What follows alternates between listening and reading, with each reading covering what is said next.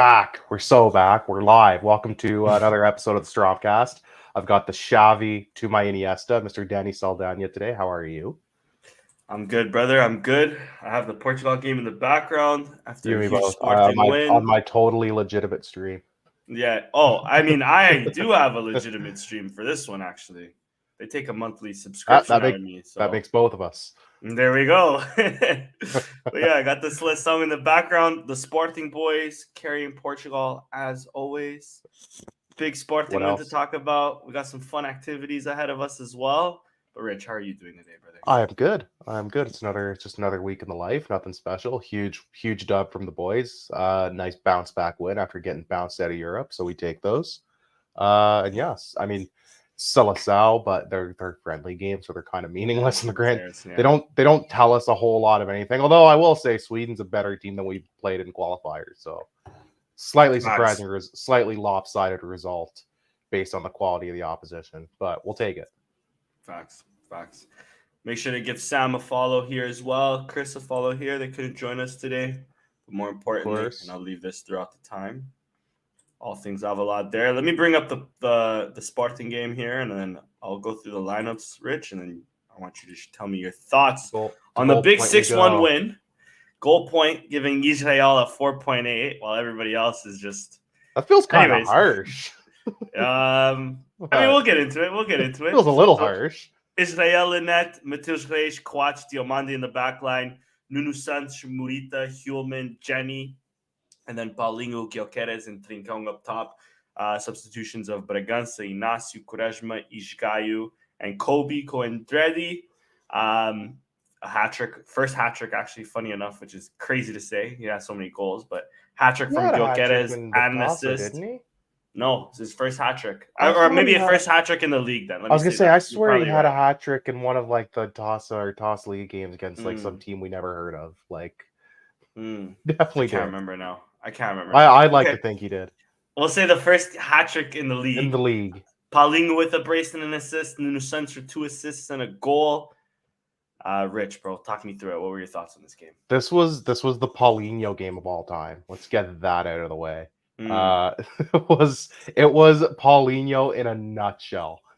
It was he had so many chances, right? Like it was typical Paulinho. We were the whole first half. We were just pissed off with this guy, and then he decides to go sicko mode in the second half, as he does. 2 goals and an assist. Really, he could have also had the hat trick. Probably should have had the hat trick before Gyökeres, but we're not complaining. Huge hat trick from Gyökeres and an assist as well. We don't talk about that. Nuno Santos as well. A couple of 10.0s actually. Now that I'm looking, with a goal and 2 assists, he actually played really well. Hulman was great. I mean, the whole midfield was great. Everybody up front was really good. Jenny getting in on the assist as well. Diomande played well. The only one that kind of was just average. The only ones that were kind of just average was Matheus Reis and Israel, which I mean, I've seen Adam put in the same performances and get like 5.2s. So that's the only reason why I said it was a little harsh. They scored almost immediately. Yeah, I think the reason is because he had nothing else to do, and his only contribution basically led to the goal. So I get it. I kind of get it. I kind of get it. Yeah, and they scored like right almost immediately. Like what, 2 minutes in, something ridiculous. Yeah, we do come down and score, only for it to get waved offside. And they were really quick with the lines this time, which is whatever. But I didn't. Then I realized it was Paulinho. I forgot it was the Paulinho, and now I'm like, oh yeah, Paulinho's offside. He was offside like 3 times this game. We were so pissed. I'm like, tell Paulinho stay onside. Challenge impossible. Just like that's the YouTube title right there. I mean, that's what pissed me off. He went offside like 3 or 4 times, and I was just like, dude, like stay onside. You know the rule. You're a professional. Come on. But then we end up getting the tying goal anyways. And then second half is really when the floodgates just opened up, and they just picked this poor Boavista team apart. They were all over them pretty much from the outset of the second half. They did not stop. It was relentless. But Bragança came on. I thought he looked really good. He's looked really good since I slagged him off, basically, which I'm not upset about. We kind of gave him some grief about a month and a half ago, and he's very much been turning on. Ignacio with a cameo, he looked good. Quaresma, he's looked good, which we're happy about. Esgaio and Coindretti came in kind of in garbage time. There wasn't really much for them to do. The game was gone at that point. Like, what are you going to do? Specifically, they were on the front foot, so no complaints about this game other than the stupid start, which is just a silly goal to let in. It's dumb defending. It can do better. It's silly defending. It's kind of it's the same stuff we've kind of seen like the last few games when they've let in a stupid goal. It's the same kind of dumb mistakes. Yeah. Overall, not upset. Like, you have one brain fart and you had 6 goals to make up for it, so that's fine. Yeah, I think it's big that the goal came so early on, because then it gives us the confidence to really go on and come back and bury the game. I think also and like you mentioned, the Gyökeres assist to the first goal just before half is also huge to us. But it's just annoying to see that the only shot on it wasn't even a shot, it was a cross, and he made such a mess out of it, and that was the only time they really threatened us, because the rest of the game they were just sitting back, holding deep, and we were just with the ball in their midfield for the most part of the game, really. Finally broke through, just before half, even though Trincão scored a banger. I was upset when that one didn't count, because that was a really nice goal too. Yeah, I was watching Paulinho, and like I think I even tweeted it or something. I was saying how he's so frustrating because he'll do like 5 things that are horrible. Like he'll follow it up, and then that one thing is just like, okay, cool. It's like before he has to do something, he did like a back heel or something, or like a flick to Gyökeres, like right on the the edge of the box, and I'm like, all right, fuck that. I guess that makes up for the 2 offsides and shit like that. We were like, you know what, it's okay. Yeah, you know what I mean. Like his link up play ended up being really good, and then in the second half, I think he just basically got his shit together. Deserved the brace, and like you said, Rich, deserved even a hat trick, if anything. He might have had a hat trick of offsides this game, to be quite honest with you. But I can't really complain too much on the boys either. Like you said, you went through everybody really well, and I agree with you, 100%. I mean, Gyökeres, where would we be without him, really? We'd be like in the doldrums, probably. We'd be like at where Braga is now. You know what I mean? Like if he's not scoring the goals, he's getting the assist, right? Like he's just elevating everybody. Paulinho had 5 goals in the league last year total. He currently has 11. Shit like that. I think in all comps he's surpassed what he did last season, by the way. I think, for sure. Obviously, in the league, he's like alone that would have, I think, just about matched him. But yeah, I think he's doubled pretty much what he's done in the league last year. And I think Taça de Liga last year he had like 8 goals or something. So I actually have his stats right here. I can actually look. Yeah, he's got to at the very least have matched his total goal output all comps last year in like about not quite 3/4 of the time. This season, all comps, he has 16 goals. Last year, he had, if Transfer Market wants to load, 15. Yeah, I was right. Hit it on the head. So he tied it and then exceeded it in this game. So I knew he was close. Yeah, because he'd been kind of stuck for a while in and around that like 13-14 goal mark. So okay, so yeah, and with like about a quarter of the season left to go now. Like 11 league games and at least one more cup game to go. Exactly. Which is the Gyökeres effect, because I don't know if it's an alleviating pressure. I don't know if it's just because we're changing the style of play to more so suit or to more so help Gyökeres on the top. So, Paulinho is sort of the forgotten man, so he's able to play a bit more I think it's a bit of both, if I'm being honest. I think it's both, to be fair. Definitely. Yeah, definitely. So, it's Gyökeres is so good. He's making Paulinho score goals, which is just insane, and I love to see it. And dropped it, even though I don't think I know we were talking about it in the group chat. I don't think it's necessarily a 10.0. It's a 9.5. 9.8 even. Yeah, you know what I mean? So, well on in it with him. The only other thing I really wanted to mention, well, actually 2 other things that I wanted to mention. One, to really push on your point. One thing I just wanted to really mention is just an observation. Does Nuno Santos only Rabona when we're losing? Yes. Because the man... I am convinced. It's a beautiful Rabona. But why is it that I'm always? It's always when we're losing and you're not in the mood to see it. You know what I mean? It is. You're not in the mood to see that but shit. Not in the mood to see it, but it was a great cross. To be fair, it didn't result in anything, but it was a great cross. It's just I feel like every time I see this guy fucking Raboning it, I'm pissed off for some reason. It's because we're chasing the game. Because we're chasing. Exactly. And when you're chasing a game, fancy shit, especially when it doesn't come off, it just upsets you more as opposed to when you're winning or tied. When you're chasing the game and you see a play like that, you're like, this is stupid. This is not the place or time to do this. Whereas if you're up a goal or like even if you're tied, you're like, oh, all right, whatever. Why not? Yeah. Like sure. But yeah, when you're down, that's why when you're down, that stuff's gonna piss you. It's like a back heel's gonna piss you off more when you're down as opposed to when you're up. Yeah, that's facts. It's just something I observed, and I was just like, no, you're 100% right. You're absolutely right on that. And then the other thing, I just want to make it good on your point as well. Daniel Bragança has been unreal. Yeah. The last few weeks, and to be quite honest with you, I think the more I think about it, one, it's just circumstantial. I was a little upset when Murita was away to the Asian Cup that he couldn't really grasp the midfield role. He didn't take it over like people had kind of we'd have hoped for, right? But at the same time, Trincão was in good form. Edwards was in good form. Pot was moved to the midfield and was playing well. So exactly, and Pot, I think no matter what his form is, Amorim is gonna rely on Pot regardless, right? So I kind of get it there, but this game he came over for Human, who was on a yellow, who wasn't playing bad per se. And I know I was kind of scratching my head a little bit on the substitution. It was a half. You know why? Because it was right at half. It was one of those half. It was the first. Yeah, exactly. So I was. Oh my, sorry. Patricio almost let a backflip go. A back heel go in. Ridiculous goal in. But yeah, I was scratching my head at first initially, like, what the fuck is Amorim doing? But then I thought, okay, Human, he's been in a battle with Seba Perez, especially. He's on a yellow card. Fair enough. We're going to maintain the ball, all of that. And Daniel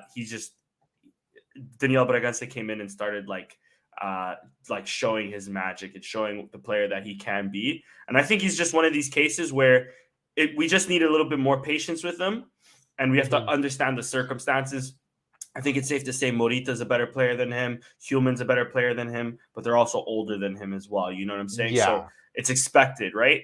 And moving forward, Human, I think we'll still have for a few more seasons. Morita, even today, has been linked with Leverkusen, if I'm not mistaken, or some German I didn't club. See that. Okay. It's either Leverkusen or Frankfurt. I forget which one now. It's a German team. He's right up the German team's alley. And Germans, bro, if there's something German teams love, it's a Japanese player. You know what I mean? So it's them and Celtic. Both of them can't. They just want to like a Japanese player. Shout out to the streets will never forget Shunsuke Nakamura from Celtic back in the day. Free kick legend. Facts. And I mean, we love a Japanese player too, shout out to Tanaka as well with the free kick against Braga, right? But I forgot about Tanaka. Thank you for reminding me about Tanaka. Yeah. But what I'm saying is, Bragança, he's like the perfect 6-man off the bench for us sort of thing, and he's been playing really well, and long may it continue because he's underrated in this squad because you need that guy in the midfield that even if it's off the bench can still do a job and can still come in and hold the midfield. It's better him than, let's say, Sugu or something like that, right? So yeah, it's better to have that as your first option off the bench than, and no offense to Sugu, it's just I'm taking Bragança over. You're still 100%. You're just still too young and raw, like it's too inexperienced. Green. Exactly. Green is good shit. Facts. But yeah, other than that, I mean, I don't think this was a 6-1 game per se. I thought Boavista did all right, and they, especially in the first half, they caused us a bit of trouble. But I'm not going to complain too much. Oh, one thing I forgot to mention. What was that penalty? A weird penalty, huh? I mean, that was a weird penalty. I was convinced it honestly wasn't going to be called. I was like, me too. Because the ref kind of whistled before. Or not before, but as the cross was coming in, and we had scored off that corner as well.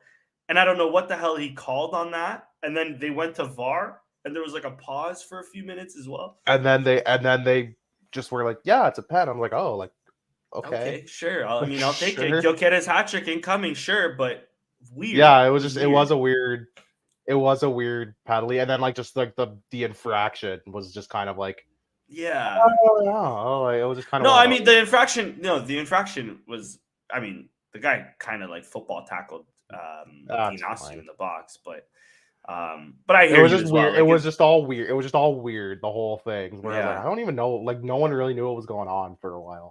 yeah, and personally, I think if it wasn't already like 3 or 4-1 up, I think rival fans would be crying about that. To be quite honest. Yeah, if it was like a 1-1 or 2-1 game, I think Yeah. you would have heard more of like a polemica per se. But at the same time, some of our rivals play basketball in the middle of the box, or in the box, I should say, and there's no penalty given on that. So yeah. But anyways, yeah, Rich. If anything else to add on this game, or who's your man of the match? Nothing else to add. Man of the match, I'll give it to Joker just because the stats don't lie. But my 2 would be Paulinho. Yeah, same. But I'm also gonna go with Thick Vic. Shout out to Thick Vic. That's fair. He's crushing it. Let's quickly go on to the Seleção since we're kind of watching it as well, and it's giving on and 5-1 with about 8 or so minutes left right now. Facts. Let's go to the call ups if I find it here. There it is. Roberto Martinez initially called up 30 players. Pot not being one of them. 32. I thought it was 32. Or 32. My fault. Maybe yeah 32. Pot didn't Pot get not being one of them because of the Atalanta injury. He confirmed he was gonna be. Diogo Costa left with some sort of injury. They called up Samuel Suarez from the U21. I saw so many people get pissed off at that, and I'm like, they've done that like 4 times before in the world. It's just like, well, the U21s, and we just need like a backup to the backup. We'll just take the U21 guy that's already here. So I don't understand. Exactly. I saw a bunch of people like complaining, like, oh, they only take the Benfica guy, they wouldn't take someone else. Like, I think it was just a convenience thing more than anything, because it's just friendly. It's just friendly. I think if it was like like a qualifier game or like a Nations League game, they probably would have called up like a Rui Silva or an Anthony Lopes or like someone more established. I think just because it's friendly, it's like, who gives a crap? My only thing is there an under 21 game that's important? I know we played Euro qualifiers or some shit like that. U21 Euro qualifiers, I believe. Yeah, exactly. And they played today. Oh, Shiramiti with the goal. Okay, Shiramiti did something right. Color me surprised. Yeah, and Matheus lunch too. Oh wow. But who's their keeper? Anyways, but yeah, I guess if it's like important for them for the U21s, but they have 2 other keepers, right? So I don't know if Samuel. Yeah, I think they just made people made a big deal about that online. I'm like, who cares? It's exhibition, like it's not that deep. Trincão was called up, which was a very pleasant surprise and deserved, and it sucks that he had to leave with an injury. That's too bad. And I think Rafael Guerreiro also left with an injury. I believe you're right. Yeah. He didn't call up anybody outside of the goalkeeper because he had enough outfield players. But yeah, no real surprises in the call. I mean, it was an expanded call up. We'll see. It's only he'll be taking only 23 of these people to the Euros. I feel like at least 20 of those spots are nailed down. I think the only spots that really aren't nailed down might be like a winger or 2. So let me go through the names. And then we'll tell me. So we'll start with the 3 keepers: Diogo Costa, José Sá, Rui Patricio. I think that's probably his goalies. He might, unless someone goes on a heater, call like a backup to like another guy to back up Costa, and maybe Patricio falls out. But I think it's safe to say those are his 3 goalies. Agreed. Now, defenders, I think there's an interesting conversation here. Antonio Silva, Danilo Pereira, Diogo Leite, Gonçalo Inácio, and Pep, Ruben Dias. There you go. Yeah. And I guess you can kind of consider Totti Gomes a center back. But he's kind of a left back. Out of those, let's say we have to pick 4 because it's a 23 match. Let's just go 4. 4 center backs. 4 or 5? We'll go 4. Okay. Antonio Silva and Ruben Neves and Inácio are guaranteed. Yeah. I assume Pep will probably be the 4th one for experience. Pep is also guaranteed there. Yeah. It wouldn't shock me if like a Totti Gomes or Diogo Leite or Danilo sneaks in. I would probably bet on Danilo because he could also play CDM at a pinch. Yeah. Because he's tried out different formations. He's tried out the 4-3-3 today. So Yeah. if that's what he wants to roll with, I could see Danilo sneaking in potentially. Yeah. I wouldn't like that though. I'm more so. I'd rather. I'm past personally. Danilo. I'd rather see a Diogo Light get into that. Let's move on to fullbacks. So there's Diogo Dalot, João Cancelo, João Mario. Those are the right backs, and Nelson Smidu. I'll just start with right backs there because that's 4 right there.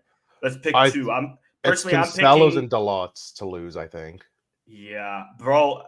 Yeah, for sure. My only thing is João Mario might sneak in there because Cancelo's I wouldn't be upset as as João Mario sneaking in there. Yeah, I'm with you there. I think it's kind of like. I think it's Nelson Smith was just kind of there. Here you go. I know he had a really good assist on the Bruno goal today, but like he did. If you're going for it, I'd probably go with Semedo or not Semedo with Cancelo and Dalot, but I would not be upset if you take João Mario over Dalot. It would not break my heart. I think that's logically the two. You're spoiled for choice at least. Yeah. In that regard. Left back's a little bit more of a conundrum as we're about to discuss. Pretty easy. Nuno Mendes, Rafael Guerreiro, Totti Gomes. It's Nuno Mendes and nobody else. Nuno Santos comes to mind. I don't think Nuno Santos has the head for it. I'm sorry. Mateus Reis obviously comes to mind. Morato do Benfica comes to mind. We're gonna naturalize more Brazilians. Great. that'll get the psychos that hate the Brazilians on our team going. Those that cannot be named that have. Never mind. Actually, no. Those others.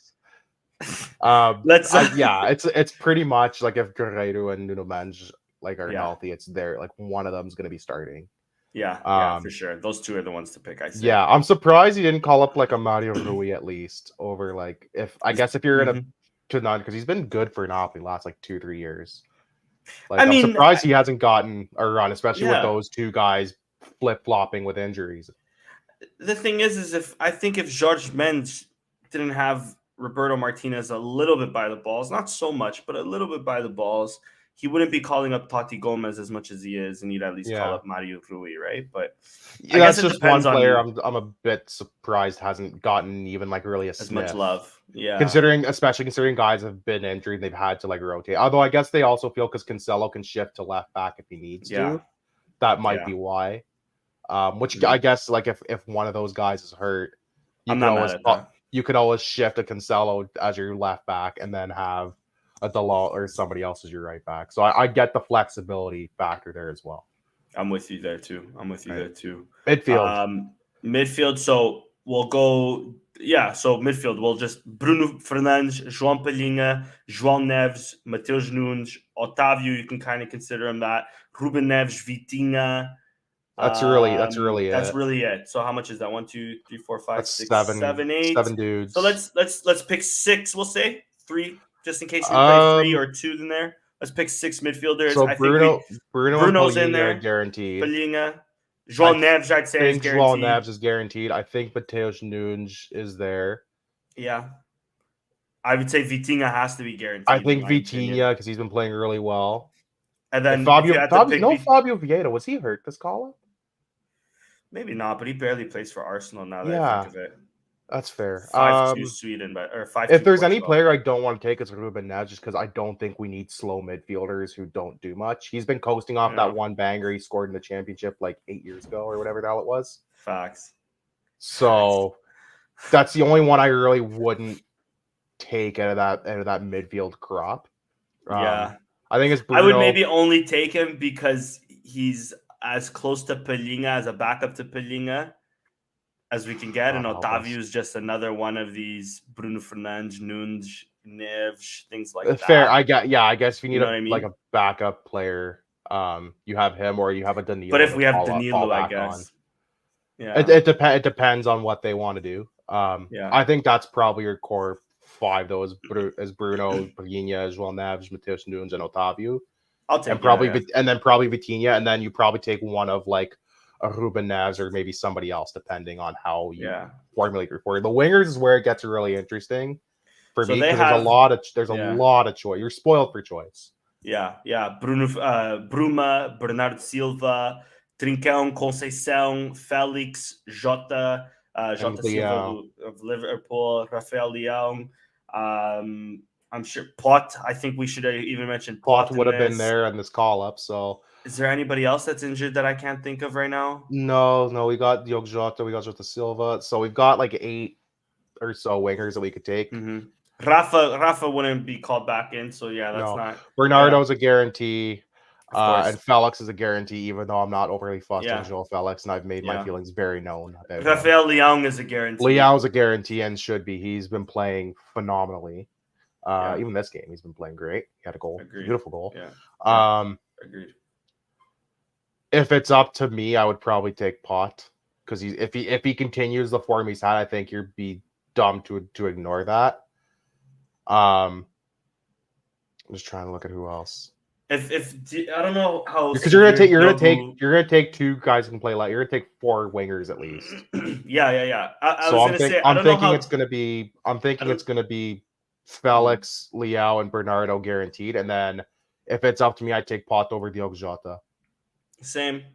Yeah. Oh, really? And that's not a sporting bias. I just think Pot offers a bit more than Diogo Jota, and I think he offers something different to the rest. Diogo Jota kind of feels like the same player to the rest of the other guys. He's also just been injured off and on, so like I'd rather have the guy who's been healthy pretty much all season as opposed to the guy who's been off and on injured, and the guy who's also been in great form. So, if you're not taking that's my thing is if you have one of the top scorers in the league, it's a sin to not take them to your major tournament, whatever team you are.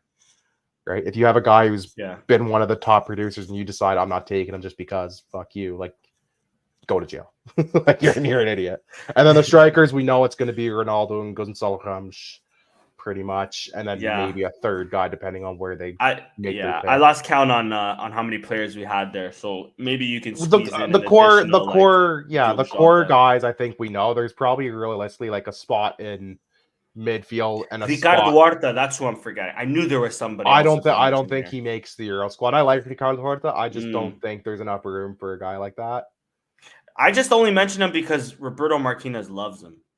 And he's always calling him up ahead of Pot. He did get called up, but I know the last World Cup was the expanded roster, which I don't know why they got rid of that. Like, why did you not just keep it at 26? Yeah, that was weird. But yeah, I think there's just not enough. There's guys I would take ahead of him who just offer a bit more of a diverse skill set. Mm-hmm. Nothing not to say bad things about the guy because I do like Ricardo Horta a lot. Yeah, but yeah, I think your core group of guys is pretty well set. I think it's 2 to maybe 3 or 4 spots in kind of every position. Like at least one midfield spot is kind of a wild card. I think one of your fullbacks either side, depending on healthiness and form, and obviously center back depending on healthiness too. I think that's kind of where you might see a sort of surprise, but not really. Yeah, I don't think there's going to be any like holy crap surprise when this team's selected. I think it's going to be pretty much what most people would expect. I think most people will agree on it when we get the final squad. How much do you think Trincão going out hurts his chances of making the Euros, or do you think it didn't matter at all if he wouldn't be called up? I don't think it hurt his chances much. Like he's been so good the last couple months. If he comes back healthy and he plays really well, like you got to at least consider him, right? Like there's gonna be a lot of bubble players that miss out, unfortunately, and that's where I feel bad. That's where I wish we had the 26-man team. There's gonna be I think at least like 4 or 5 guys who you're like shit, like that guy could have easily made it under different circumstances, right? It's a good problem to have. It's a very good problem to have. Depth is never a bad thing, but I think Trincão, unless he goes really sicko mode, I think he's still got a bit of an uphill battle for the Euro squad. Mm-hmm. But that depends on if someone gets injured. Obviously, like if Jota Silva's still kind of going nuts, he might get a shout. If Diogo Jota's hurt, maybe he gets in. Like who knows, right? It depends on a lot of stuff still.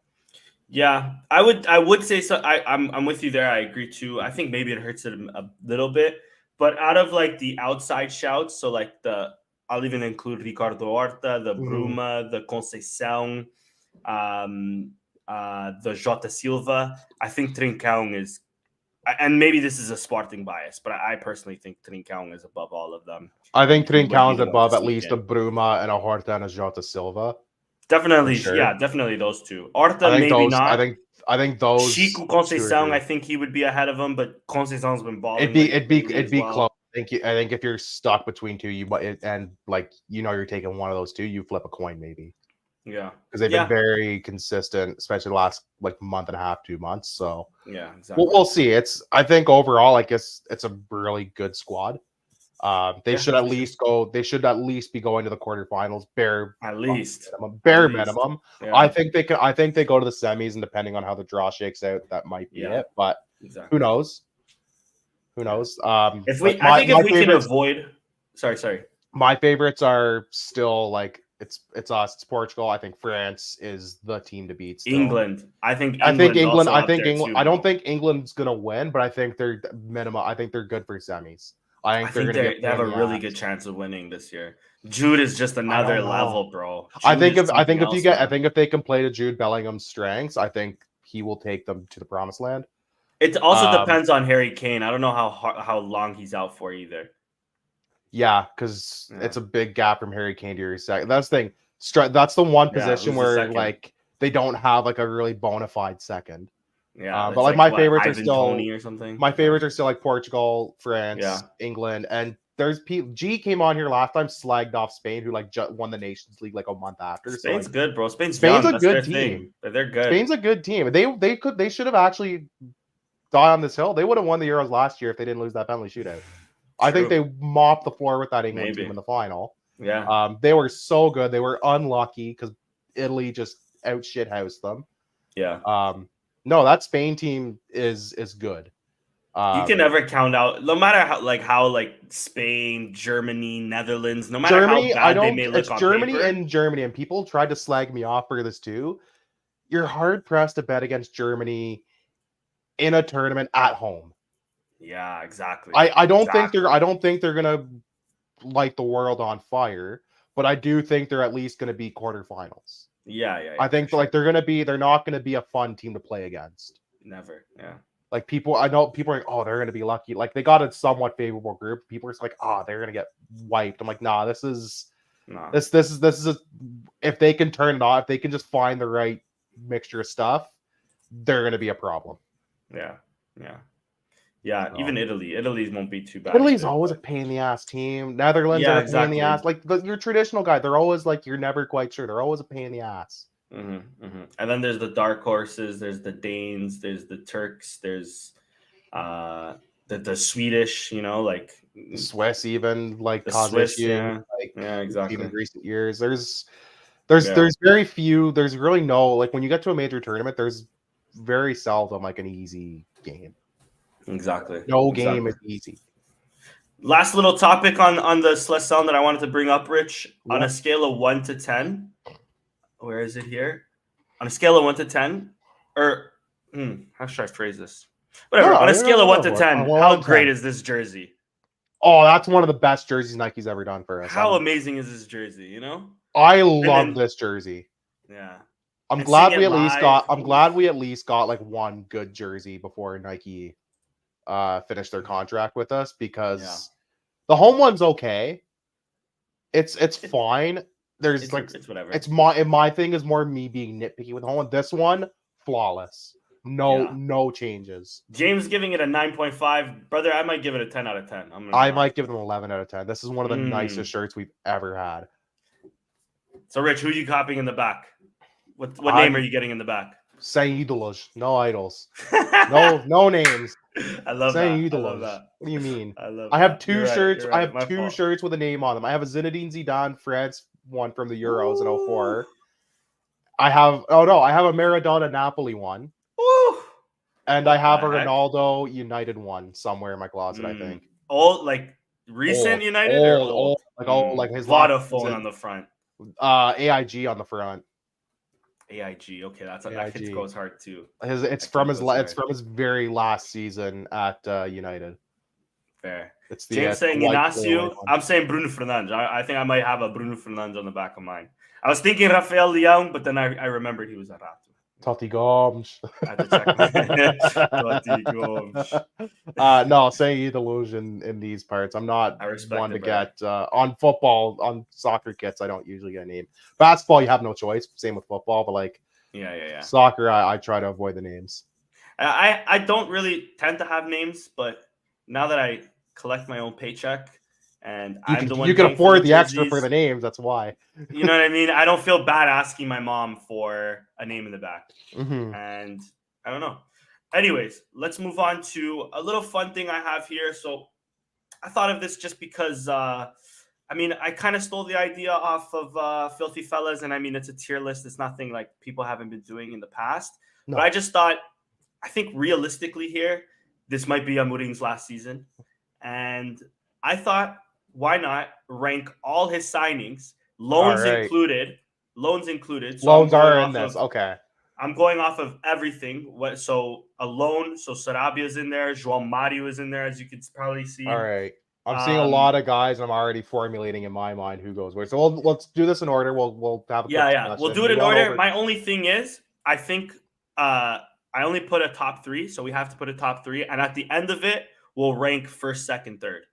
Cool. Okay, so if we can put guys who are not sure about top 3 right away, we'll just put if them you want, and then good. We can just put them top of good, and then decide. Okay, like this is definitely the top 3. Exactly. All right, we start off tier. with. Fuck, I forgot. I should have had a rat tier. Rat tier from. Should have had a rat tier. Okay, so we'll start off with Zuhair Fidel. You know what? That was an average to good signing. That wasn't a bad signing. I thought he was very good. He was pretty consistent that year and a half. I'm with you too. I think average is fair. Yeah. Oh, Ishgayu is listen. Hear me out. Average.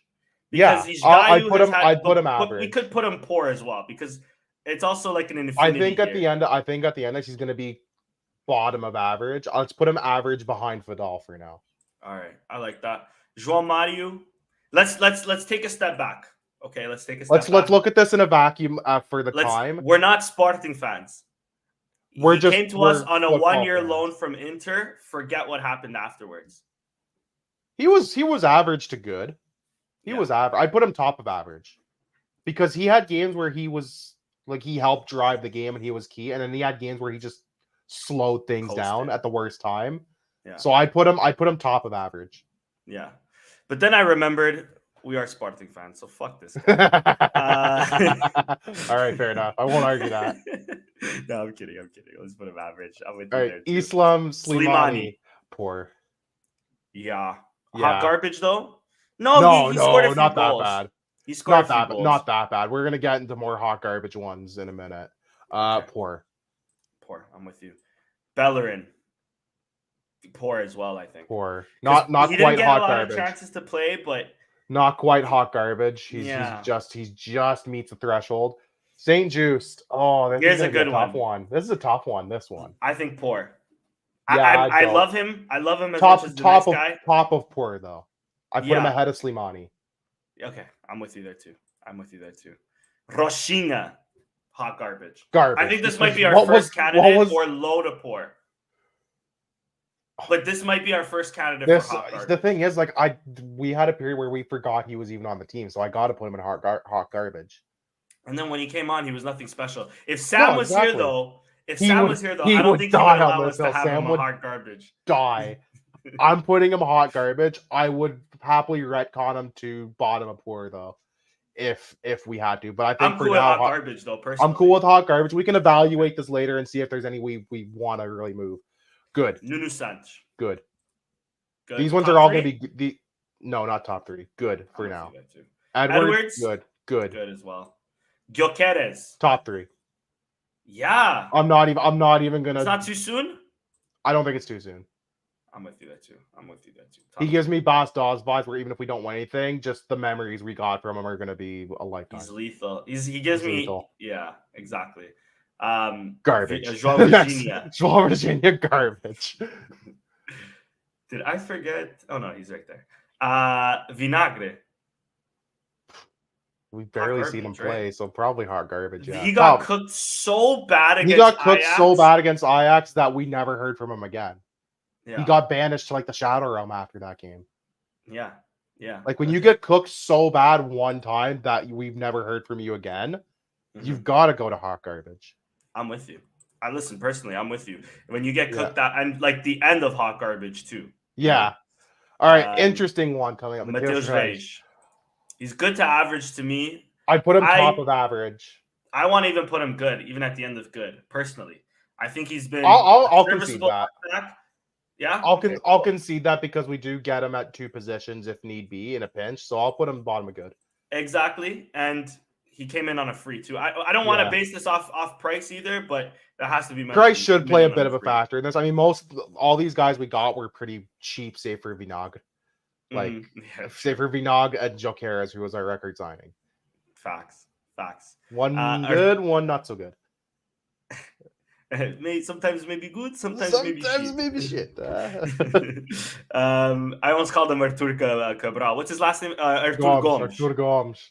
Hot garbage. Poor. No, he's not hot garbage because he had a couple. We'll always have Tottenham, baby. We'll always have. He thought he was Neymar. I'll die on the hill. He was fine, but he was nothing special. Like top of poor.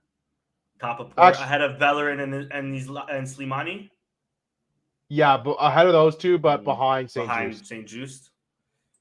Yeah, I'm with you. Yeah. Whoa. Whoa. All right. Now we get some fun ones. Average. Personally, average. I put him top of average for now. Yeah. Although he's slowly changing my opinion. Top of good for Pot. I think top of good for now. We might. I say let's put him top 3, and then if anything, we drop him. But I think he has to be top 3. Yeah, actually, you know what? Rich, if I'm being honest with you, he's my number 1. I know Gyökeres is a god. You know what? Actually, I'm arguing for number 1. You're right. Put him top 3 for now. Then we might move him back to 1, or even down to good or something. Right? I'm willing to concede. Bruno Tabata. This was average. A while ago. Average. I would have liked to see more of him because he was good when we saw. He showed flashes. You're right. He didn't have a lot of minutes. I'm cool with also putting him poor. I'd put him either bottom of average or top of poor. Let's put him bottom of average. Let's have him ahead of the bald country here. Yeah. We got some fun ones. Adan. Average. We'll always have first season Adan, but I put him average. Low of average, right? Because I put him low average. I put him low average because he's been just weird. No, but he has to be poor though as well. I know we have the first season now that I think of it, but then it's like we also have Marseille. He's top of poor. Behind St. Just, I would say though. Really? I'd still put him ahead of St. Just. Ahead of St. Just? Okay, I put him top of poor. I'm cool with that. Antunes. Human. No, Antunes was just average. Antunes was just average. He was just average. Yeah, okay. He was good. He was fine. We'll have him maybe not ahead of Fidal, but just ahead of Vizgaio. Behind Fidal, ahead of Vizgaio. That's fair. Human's good at the very least. I'm not one to say top 3 yet because it's a little soon. But I think he's at the end of good right now. Yeah. Oh, I put him ahead of Mateus Reis actually for that. Yeah. Yeah. I'm cool with that. I'm fine with that. Ugarte. If it's not top 3, it's close to top of good. I think he's top of good. Just because I see who we've got left. Same. Yeah, that's what I'm doing. And there's not many more that I would go top 3 with. So I think he's top of good right now. We might move him to top 3. I'm cool with that. Sotiris. Poor to garbage. Yeah. I'm fine with either. I'm trying to think if he's like hot garbage either. But I can't remember him playing, to be quite honest. Put him top of hot garbage then, because we saw more of him than fucking Roshinha. Fox. Oh, there you go. Two guys are gonna hate us for that. Whatever. Israel. Bottom of average. Yeah. Yeah, he's been okay. He's been all right from what we've now. He's been okay. The few games we've been able to finally see of him, he's been all right. Yeah, you're right. I was thinking about being a little harsh, but you're right. Bottom of average. Murita, good to top 3. Good, but not top 3, but I'd have him like good. Right here. Yeah, maybe here. I have either one. I'm okay with. Yeah, ahead of Mateus Reis for sure. Pedro Porro. This one's got to go right at top of good or top. That's the why, because I know him or Ugarte are going to be top 3 for me. That's so I think we put him. Let's do this. For now, let's do that. Let's do that, and then we can debate after. Like that or whatever. Exactly. Marsa. Poor? I don't remember much of Jose Marsa, so that's not really. He was decent, but he didn't take his chances, did he? But he was. Yeah, decent. He didn't.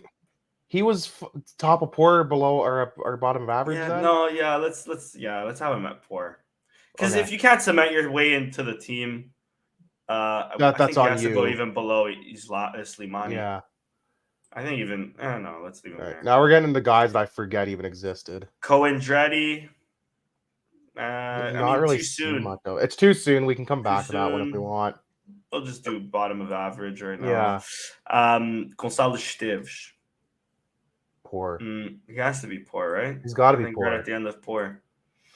I think he has to. Yeah. Unfortunately, he didn't cement himself there. This is a good one, Pablo Sarabia.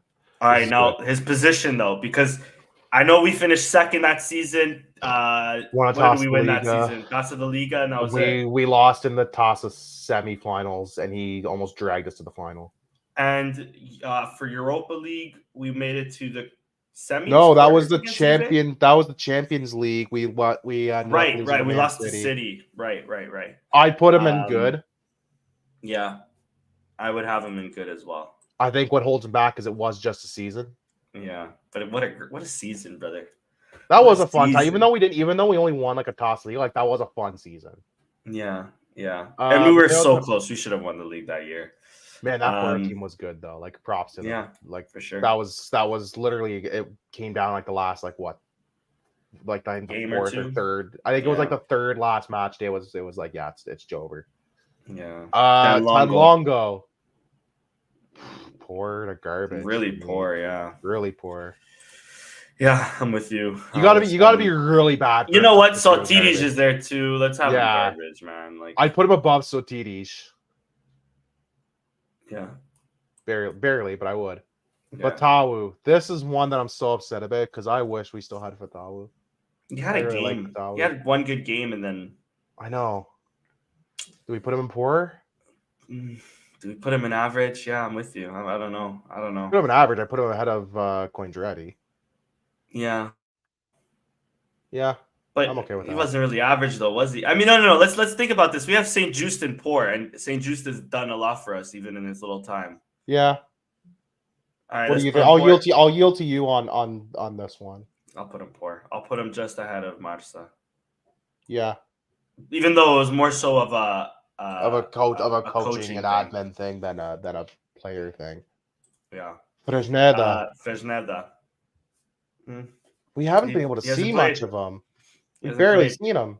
When he has played, though, he hasn't been great. I remember the first Atlanta game or the second Atlanta game. It was the first one. They threw that poor kid to the wolves. Was not great. No. I think we should put him poor too. He hasn't established himself just yet. Yeah, I was hoping he would have established himself by now. I know he's been hurt, so we'll cut him some slack there. Who the fuck is this? Rafael Pontelo from yeah. I forgot you existed, so I don't care. You put him wherever you want. he's been all right, I guess. Let's keep him right beside average. All right. Diomonde's been good. That's the spicy ones. Top 3? No. There's a debate for it, bro. There's a Sporting defense with Diomande and without Diomande. Without Diomande, you know what gives me pause is the month and a bit we were without him for AFCON. And Quaresma took over. We still looked really good without him, and we were very nervous about that. So I put him in good. That's the only thing that holds me back from him in top 3. Good. How bad would you be if I put him ahead of Hillman? Because I think he has not mad at all. Not mad at all. And Paulinho, I think he's number 1. No, Sam would put him. Sam would put him number 1. Where would you say Paulinho? Good, average. He's a tricky one. He is an enigma. This boy. Such a I don't think you can quite put him in average because he seems to score at a good time. His goals seem clutch. Yeah. I put him in good. I put him high good. I probably put him below Nuno Sanches. Between Edwards, maybe? Yeah, I think Maybe, so. Because Edwards is more stupid. Edwards does a lot of stupid shit that people don't want to talk about too. Yeah. Paulinho at least Yeah. has like a couple clutch, like some clutch goals to his name. Yeah. I think we've agreed on our top two with Gyökeres and Pot. We'll debate on who's first I'll and second. I'll concede Pot number one. I'm happy to do that. I think Pot's been Okay. our most important player. I'm with you there too. I think everything started with Pot as well. I think that Yeah. also, longevity It's the Ugarte and Porto ones that I'm really it's these three that I'm really like divided on. Mhm. Like I don't know because we got to get rid of one. I'm like fuck. Like who do you get rid of? Who's outside of the top three? Yeah. Yeah. Fodo also had injuries. Ugarte was kind of also only one season. I know he filled in the gap for Pelinga in a moment. Me personally, I think the one I'm willing to bump down the top of good is Manuel Ugarte. Yeah. Just because we really only had one. Exactly. We really only had like 2 seasons with them. Yeah. And one was like the disaster season that we don't speak of. Yeah. Not that it was his fault. Yeah. Porto won a bit more. I'm with you there too. Porto third and Ugarte right over here. Yeah, I think that's about the list. I want to know if anybody watching has. So James makes a good point. I mean, he's saying St. Just that good. I'm okay if you want to put him there, or at least at average, but I don't think so because of injuries. Personally, I think he's been more frustrating than beneficial. I'd move Trincão to good. Bottom of good. I'm with you. And I'd swap Adan and St. Just. Okay, I'm cool with that too. Yeah, I'm cool with that too. No arguments on the top three, no arguments on our hot garbage players for now. Mm-hmm. Yeah, I think Porto is my guy. I'm cool with that too. I don't have any real beef with this list. If you have beef with this list, just send us threats in the comments or wherever, and we'll be here. We'll ignore them, but we'll be here. Yeah, like I'm okay with this list. I'm cool with it too. I don't really have any hills to die on. I think. Yeah, I'm with you too. The only hill I was willing to die on, but I'm willing to also concede was Trincão on average. But I think I've been convinced enough that I think Trincão can go good because he had a really good second half season. He's been good this season. Yeah. So are we saying Vinagre? And we're saying here Vinagre is our worst signing easily for what we got out of it and for price, absolutely. When you factor everything in, it was disastrous. And we had such high hopes for him too. And the little games we saw of him, he was average to horrible. Yeah. And for the price point, it's a sunk cost. We would have been better off lighting money on fire. Yeah, what we paid for him. Because at least with like a 10 Longo, we got him on a free. At least with a Sotiris, it was only like a few million. Same with Roshinha. Virginia was a loan for whatever reason. Like they didn't really cost. It wasn't like a huge sunk cost. Any of those guys. Vinagre was like a $10 million, like 10 million euro player or something crazy, if I recall. Like just the cost alone means he can't. He's got to at least stay somewhere in this tier. I think I'm good with this list. Yeah, I'm good with it too, personally. All right, cool, amazing. Let me also just say to Vinagre, if this was maybe a season earlier, Rafael Camacho would definitely have taken your spot there. Yeah, this was a little sooner. So I'm gonna say that disastrous one. Facts. I'm gonna save that. I'm gonna post it on the Twitter. Everybody on Twitter, get at us. Tell us we're wrong. Tell us we're the smartest human beings you've ever met.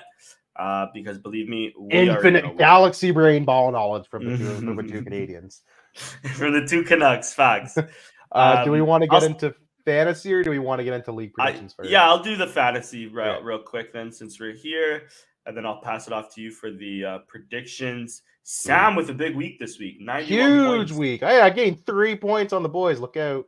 Wow. Comeback's on again. Wow. Comeback season, baby. No, it's not. It's Jover for me. So Sam and I. Sam had a monster. Sam with a huge 40 points there. Yeah. I'm surprised Sam. I thought Sam had Paulinho for the longest time. I thought he did. He might have got rid of him. He's smart to have Nuno Santos. That was huge for him. He left Bonds on his bench again. That's the one that it keeps baffling me. Like, Sam, put Bonds on your bench. Or put Bonds as your starter. Yeah. That's really the only big points he left on his bench. Everything else is like equal to the same position players. So yeah, exactly. All right. Cool with Sam. Let's go into your team, Rich. You had a great week this week. 20th in Canada. Not quite. Jota. Hey, man. Gitan let me. Gitan and his Thiago Gaio let me down. No points really left on the bench. No, Mateus Oliveira is like the only one. I left like one extra point on the bench, realistically. Yeah, like 1 to 2 points, depending on who I take out. I think I've switched my keepers now to Diogo Costa and somebody else. Is there a way for me to see? Probably not. There probably is, but we're too lazy to figure it out. Facts. Christian's team. You guys both had a wicked week, though, too. To be fair. Yeah, Ivan Nielsen. It's honestly Gyökeres that's carrying us, to be honest. But Ivan Nielsen. I think at this point it's like Holland and FP and Premier League fantasy though too. Yeah, he left points on his bench for Silva. Wow, Christian has Israel in that. That's wild. I guess he was banking because he's probably cheap clean sheet too, right? Yeah, he's probably cheap and he's banking on the clean sheet. I'm surprised he only gets 2 points for the win. I thought it would have been more. Maybe. Anywho. Yeah, true. 10th in the States as well. That's not bad. That's pretty good. Cowboy though. Cocaine Cowboy in the bench. Damn. And then my team here. Yeah, I need to make some subs here. Shind, I'll never leave you. Bonzo, okay, cool. Still third. I need to go. Yeah, Fujimoto I got rid of. Ascend, I think I might need to bring back at some point. Both was hurt. Right. No points on the bench, which is good. Nope. That's good. It's good. Yeah, I'm cool with that. Still third. So my lead, I keep my lead to Christian. I lose 3 points to you, but you both lose 3 points to me, but like it doesn't do much. You're creeping up though. Every time, I was creeping up like a month or two ago. Now I'm back in the doldrums. Like I think I had it within like 70 points of Christian or something, and then he had like 1 or 2 wicked weeks, and like it canceled out what I did. Yeah. Yeah, not bad. Let me just quickly see how far I am from first here. You shouldn't be too far. All right, 30 points. Some dude put up 100 points. The holy. What's your team, brother? He probably has Paulinho too. He might have used a wild card though. Wow, that's huge though. Whoever had Inacio and Santos and Gyökeres went off this week. And then his bench. Oh, look at his bench. Look at his bench was fucking sicko mode. Imagine if he had he could have got like another 7 or 8 points off his bench, depending on subs. What's your name? Amendiu the Cunha, if you're watching. Holy smokes.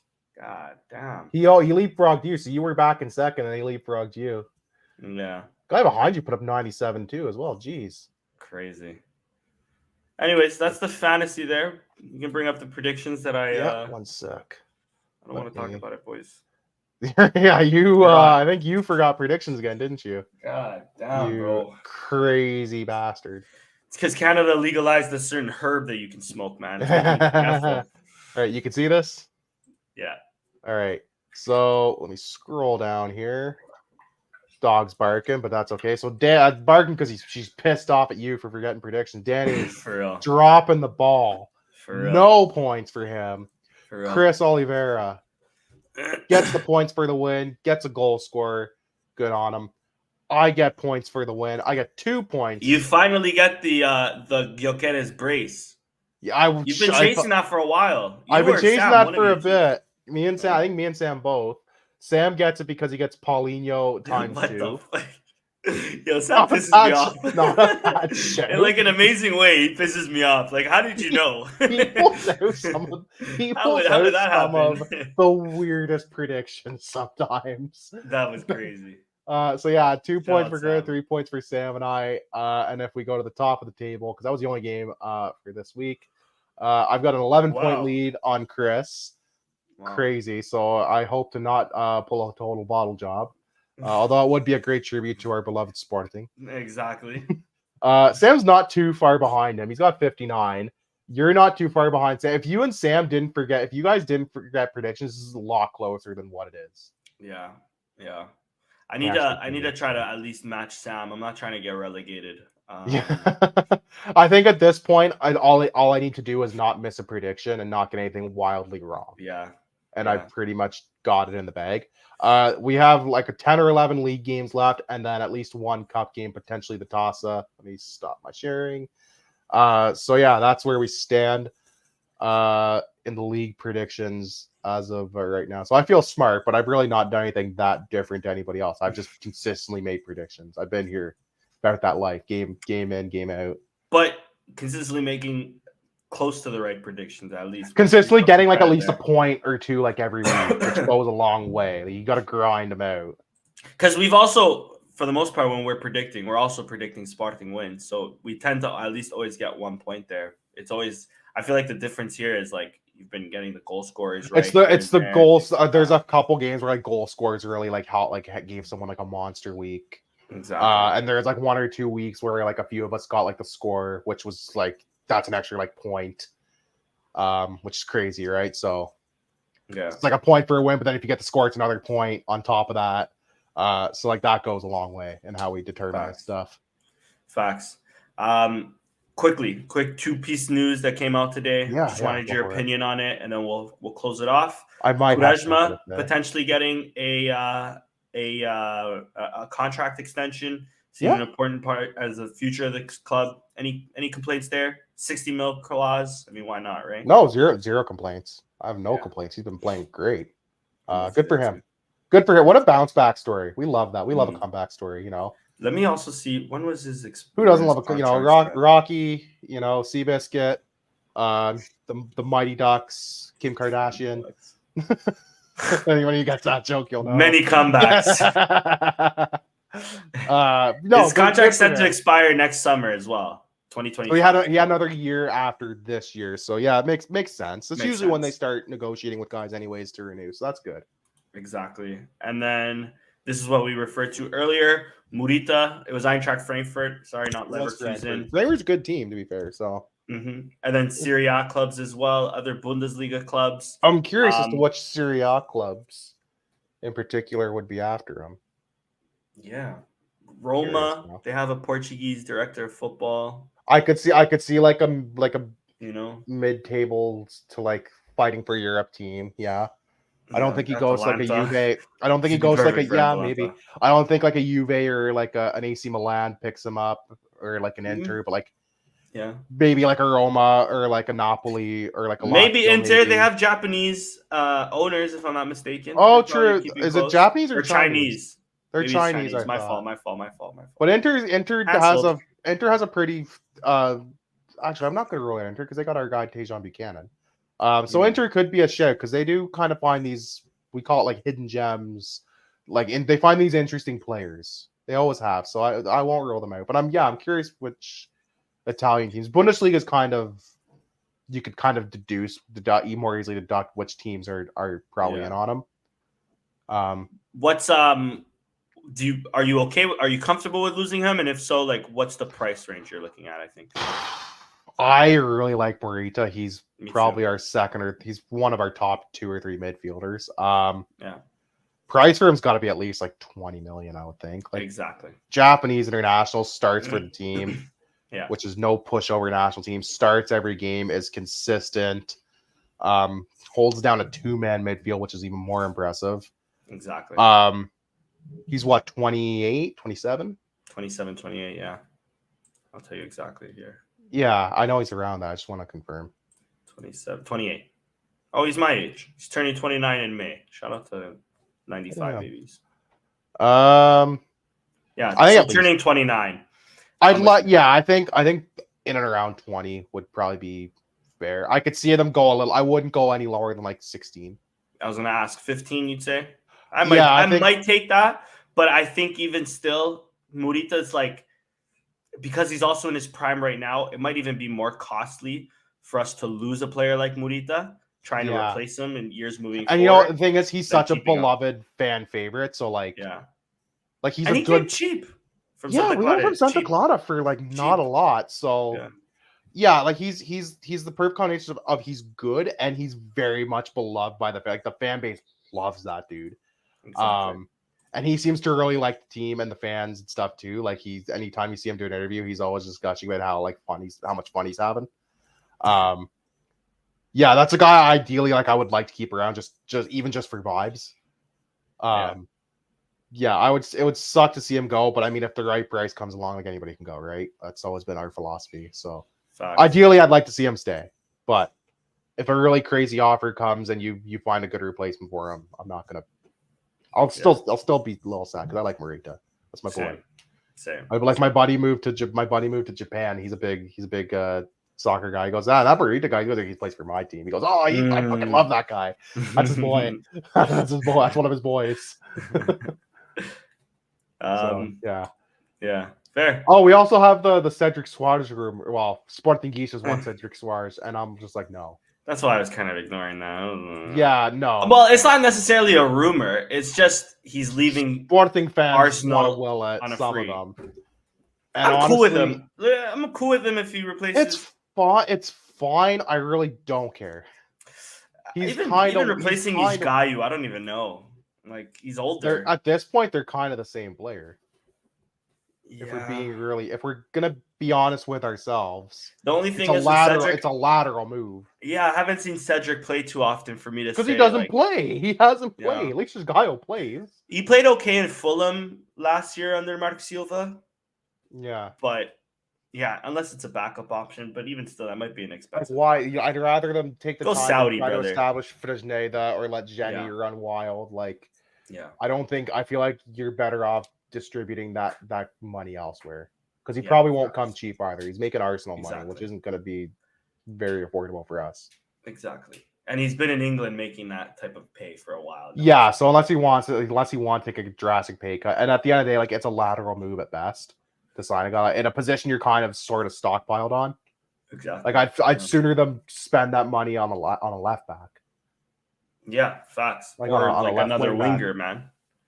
At this point, we're short for wingers. You might, and depending on who goes in the summer, you might need to buy another winger, right? So or two at this point. Yeah, so I feel like right back's not a problem. I feel like right back and right now defense isn't really a problem position. Even midfield, I think you're kind of okay. I think it's left back and maybe like another winger. Exactly. Definitely left back at minimum. Yeah, I think moving in the summer, it's going to be very reactionary. It's going to be depending on who we leave. It's depending on what offers come in for who at the end of the day. Yeah, and how much money realistically we get for Gyökeres, right? So, perfect, brother. I have nothing else to add. I can't remember anything on Mudalidad. What was the final score of the national team? 5-2. They scored 5-2. Gyökeres did get a goal though. Yeah, and I think it was Kulevetsky at the end. No, it was it was a guy called Nielsen. Whoops. You almost had it.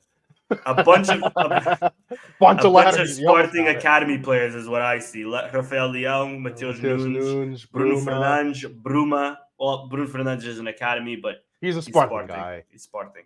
He blew up. And then Gyökeres also just bare Sporting today. We were on this shit. All right. That's a wrap. 343 people watching. Shout out to everybody that was watching the pod. People. Love you guys. Give Chris a follow on Twitter there. Yeah. Give myself a follow there. Give Sam a follow. Rich a follow. Like and subscribe. More importantly to ATA or All Things Alvalade. And we'll see you guys next time.